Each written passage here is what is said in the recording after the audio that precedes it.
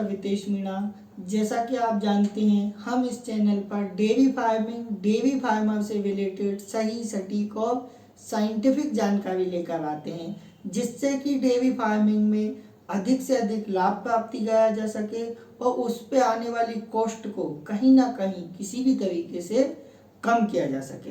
दोस्तों, मैं इस वीडियो में आगे बढ़ूं उससे पहले आप सभी से ये अपील है कि इस वीडियो को ज़्यादा से ज़्यादा किसान भाइयों तक पहुंचाएं, जिससे कि उन तक भी सही और सटीक जानकारी पहुंच सके और वह डेयरी फार्मिंग में एक अच्छा मुकाम हासिल कर सके।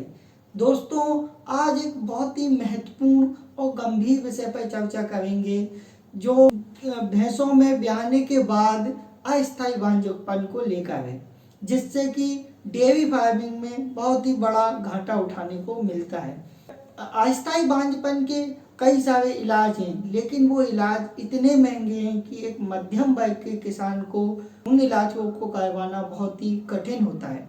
इसलिए कुछ सही तरीके का मैनेजमेंट करने से हम इन जो होता है इलाजों पर आने वाले खर्चे को कम कर सकते हैं और एक नेचुरल तरीके से अस्थायी बांझपन को दूर कर सकते हैं। तो हमने देखा है कि गायों की तुलना में भैंसों में जो होती है रोगों से लड़ने की क्षमता बहुत अधिक होती है, इसलिए भैंस कम बीमार पड़ती है। लेकिन रोगों से लड़ने की क्षमता अधिक तो है, लेकिन उनमें प्रजनन क्षमता कहीं ना कहीं धीमी होती है। लंबे समय तक वो गाभिन नहीं होती हैं। हीट में आने के बाद भी उनके में हीट के लक्षण दिखाई नहीं देते हैं, जिससे सही समय पर वो गर्भित नहीं हो पाती हैं और लंबे समय तक एक ड्राई पीरियड में रहती हैं, जिससे कहीं ना कहीं उनको घाटा हो, किसान पशुपालक को घाटा होता है। इसीलिए कौन से वो कारण हैं जिससे कि भैंस में एक अस्थायी बांझपन आता है ब्याने के बाद? तो एक तो हमारा असंतुलित आहार हो सकता है, दूसरा मौसम की परिस्थितियां विपरीत हो सकती हैं, तीसरा जो ऑक्सीटोसिन का इंजेक्शन देते हैं वो भी एक बहुत बड़ा कारण होता है। कुछ ऐसे तौर तरीके हैं जिससे हम भैंसों में अस्थायी बांझपन को दूर कर सकते हैं। पहला, जैसे कि भैंस के ब्याने के 1-2 दिन का जो दूध होता है, जिसको गांव में अक्सर चीका बोला जाता है, उसमें प्रोटीन बहुत ज़्यादा होता है, रोगों से लड़ने की क्षमता होती है। वो भैंस के बच्चे के साथ साथ भैंस के लिए भी बहुत लाभदायक होता है। तो उस चीके में थोड़ा सा गुड़ मिलाकर भैंस को खिलाएं, जिससे भैंस के रोग प्रतिरोधकता क्षमता भी बढ़ेगी और अस्थायी बांझपन को दूर कर सकते हैं। दूसरा कि भैंस और जो होता है भैंस के बच्चे को 2 महीने तक साथ रखें, इसके बाद भैंस और भैंस के बच्चे को दूर रखें, जिससे क्या होगा, समय पे भैंस हीट पर आएगी और जो होता है अस्थायी बांझपन को दूर किया जा सकता है। तीसरा क्या है? तीसरा ये है कि संतुलित आहार।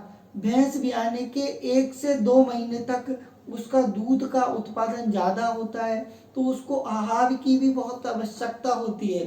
संतुलित आहार ना मिलने से भी अस्थायी बांझपन आता है, इसीलिए उसको भरपूर संतुलित आहार दें। तीसरा क्या होता है, हमने देखा है कि भैंस की चमड़ी काली होती है। भैंस की चमड़ी काली है तो उसको गर्मी ज़्यादा लगती है, पसीना उसके शरीर से इतना निकल नहीं पाता है, इस कारण से भैंस में अस्थायी बांझपन होता है।